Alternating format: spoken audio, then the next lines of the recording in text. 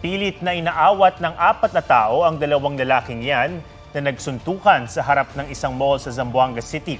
Sa gitna ng gulo, isa pang lalaki ang nanakot sa mga tao gamit ang bolo. Sinipa niya rin ang isang barikada at nanuntok ng gwardya. Maya-maya binigay niya ang bolo sa kanyang kasama na siya namang sunod na nanakot.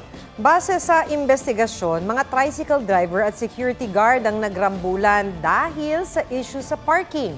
Patuloy na hinahanap ng pulisya ang mga sangkot at kakasuhan daw ang nagpasimuno ng gulo. Huwag magpahuli sa mga balitang dapat ninyong malaman. Mag-subscribe sa GMA Integrated News sa YouTube. Sa mga kapuso abroad, subaybayan nyo kami sa GMA Pinoy TV at sa www.gmanews.tv.